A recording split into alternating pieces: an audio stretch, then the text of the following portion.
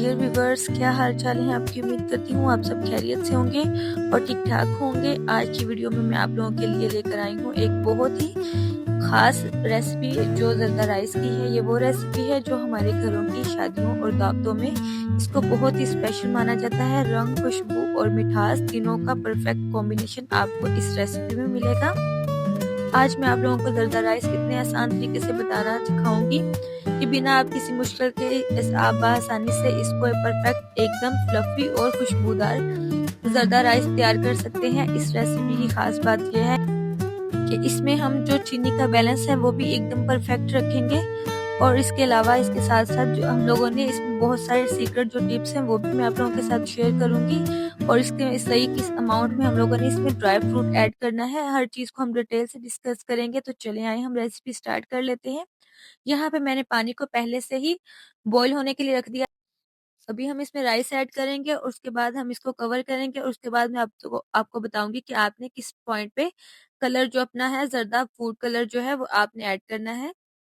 तो यहाँ पे 2 मिनट हो गए थे। इसके बाद मैंने इसमें जो फूड कलर है लेमन कलर वो इसमें मैंने ऐड कर दिया है, क्योंकि हम जब पहले पानी में ऐड कर देते हैं तो हमारे जो राइस है उसको बहुत ज्यादा डार्क कलर के हो जाते हैं। तो इसलिए आप कोशिश किया करें कि जब पानी हल्का सा गर्म हो जाए, राइस हल्के से नीम गर्म हो जाए, उसके बाद आप इसमें फूड कलर ऐड किया करें। इससे जो आपके राइस है वो बिल्कुल परफेक्ट बनेंगे और डार्क कलर भी नहीं आएगा, क्योंकि ज्यादा डार्क कलर जो है वो भी नहीं अच्छा लगता। कवर करेंगे और उसको तब तक हम पकाएंगे जब तक कि बॉईल नहीं आ जाता। तो यहाँ पे ये देखिए बॉईल आना शुरू हो चुका था और हमने अपने राइस को 90% कुक करना है। 10% मैं आपको बताऊंगी कि आपने कब कुक करना है इनको। तो यहाँ पे ये देखिए हमारे जो राइस है वो अच्छे तरीके से कुक हो चुके हैं, 90% कुक हो चुके हैं। तो अभी यहाँ पे हम इसको उतारेंगे और उसको हम स्टेन करेंगे। तो बाकी की रेसिपी स्टार्ट कर लेते हैं। यहाँ पे मैंने पैन में 1 किलो चावल के हिसाब से इसमें 4 टेबल स्पून जो है ऑयल ऐड कर दिया है। ऑयल को हम अच्छी तरीके से नीम गर्म करेंगे और उसके बाद हम इसमें इलायची ऐड करेंगे। इलायची के मैंने इस तरीके से छिलके उतार लिए थे, दाने निकाल लिए थे मैंने इलायची को। उसको हम 1-2 मिनट के लिए ही बस ब्राउन करेंगे ताकि इसकी अच्छे से खुशबू आ जाए ऑयल में।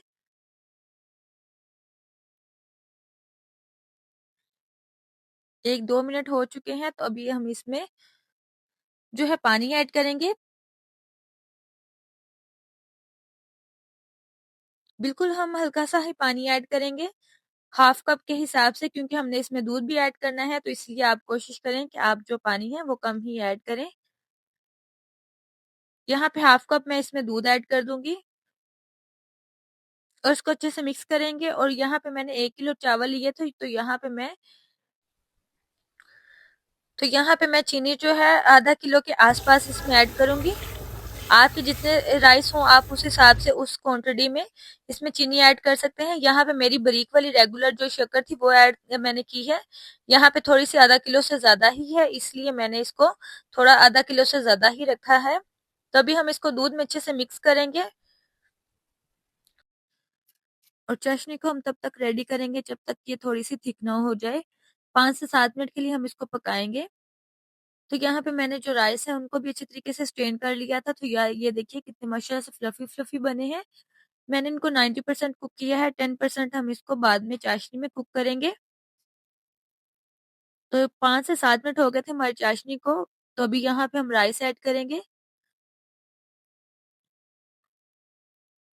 थोड़े थोड़े करके आप इसमें ऐड करते जाएं।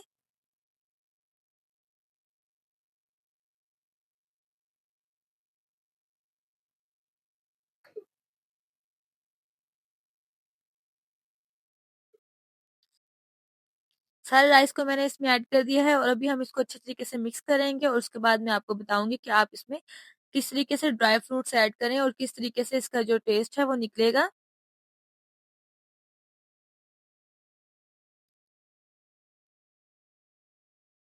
तो यहाँ पे मैंने कोकोनट इसको क्रश करके रखा हुआ था। जो फ्रेश वाली कोकोनट होती है उसको मैंने इस तरीके से क्रश किया हुआ था, वो भी हम इस पे ऐड करेंगे दम के टाइम पे। इससे जो टेस्ट है वो बहुत अच्छा आएगा, क्योंकि बाज लोग हम जब कटिंग करके ऐड करते हैं तो वो लोग पसंद नहीं करते हैं। इसलिए हम कोशिश करेंगे कि हम लोग इस तरीके से क्रश करके दम के टाइम पे ऐड कर दें।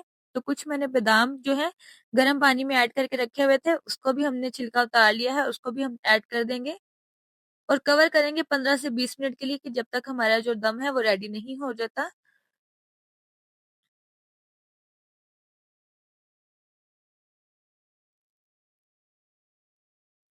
15 से 20 मिनट हो चुके थे, तो यहाँ पे ये देखिए जो हमारे राइस है वो माशाल्लाह से कितने फ्लफी और खिले-खिले बने हैं। टूटने मैंने इनको बिल्कुल भी नहीं दिया, क्योंकि बाज़ लोगों का कहना होता है कि जब हम लोग राइस बनाते हैं तो वो आपस में जुड़ जाते हैं या वो खिले-खिले नहीं बनते। तो जैसे मैंने आपको तरीका बताया है वैसे आप स्टेप बाय स्टेप फॉलो करेंगे, आप लोगों के राइस जो हैं वो कभी भी खराब नहीं होंगे। तो यहाँ पे हम एक प्यारी-सी प्लेट लेंगे और उसमें हम इसको डिश आउट करेंगे। तो अगर आप मेरे चैनल पर नए हैं तो जल्दी से जाएँ और मेरे चैनल को सब्सक्राइब करें और वीडियो को शेयर करें, और नेक्स्ट वीडियो आप मुझे बताइएगा कि मैं आप लोगों के साथ कौन-सी रेसिपी शेयर करूँ।